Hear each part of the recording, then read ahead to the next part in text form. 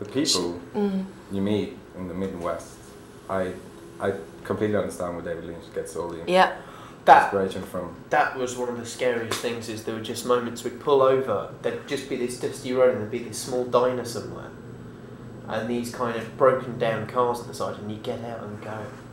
Bats are flying above your head. Yeah, being dive bombed by bats. Chipmunks jumping around. Driving through the Nevada desert with sheets of lightning, rain for 30 seconds and then stopping. I mean, this country's mad. No offence, but it's just... The patriot is speaking. But just the geography's unbelievable. You know, you drive through all these mountains and it is like being in a Lynch film. We've got some video where I was just pointing the camera at the bus and kind of went like that and looked down the viewfinder and was going, I'm in the opening titles of Lost Highway. What on earth's going on? We drove through some thunderstorms as well. Oh God, that. The laptop crashed. In the desert. We weren't going to do the first gig. Oh God, yeah, first gig. The very first gig, just the laptop wasn't playing ball, so I was... My guitar got smashed during shipping. What else happened?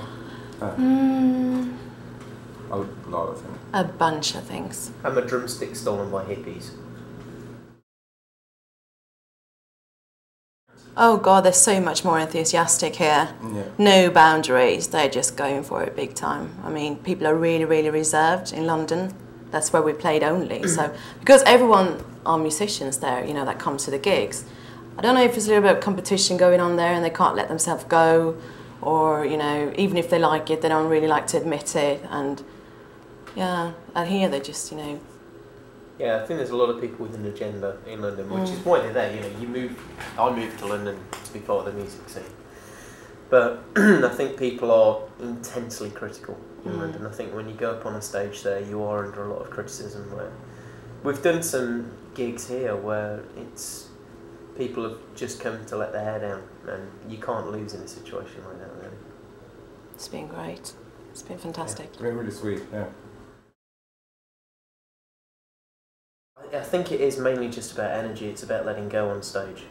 I'd certainly like to think that when we're on stage we don't look like a bunch of stage school brats, and I'd also like to think also that we don't look like a bunch of rock posers. I think... There's a lot of emotion in there, you know. It's very loaded every time we go on stage, very loaded emotionally. I don't think we've ever gone up on stage, and I don't think we've ever actually really planned, in the nicest possible way, I don't think we've ever planned and gone, right, you'll stand here and then at this break you come over and rock out to me. Never happens that way. It's just a case of going with it and feeling what happens on stage, and I think that's the most honest thing you can do. I think there's a lot of honesty you see on stage. I don't think there's any cod emotion going on. It does fall apart sometimes, but I think, you know, the crowd like to see stuff like that as well, you know. Not perfection to the full all the time, you know. And yeah, bugger it, if I've had a bad gig, I want to throw a strop and push my drum kit over, and damn it, I'm going to. You know, I don't care. So there. I love Stevie Nicks, yeah, and Kate Bush.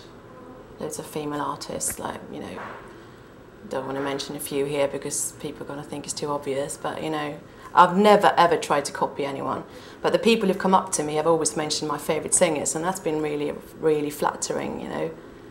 I think there's a lot of new wave influences within the band, and I mean, I think that's one of the mad things is when we've been, you know, been driving for hours and hours and hours, and one of the great distractions we've had on the road is just feeding the CDs into the CD player.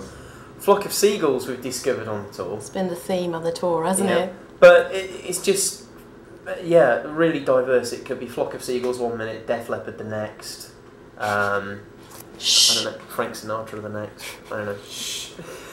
Oh, to hell with it, I don't care. I think there's a lot of bands that name drop bands they're not actually into just because there's a lot of things that are seen as being cool influences in the minute, and that's sad. I really like Dolly Parton.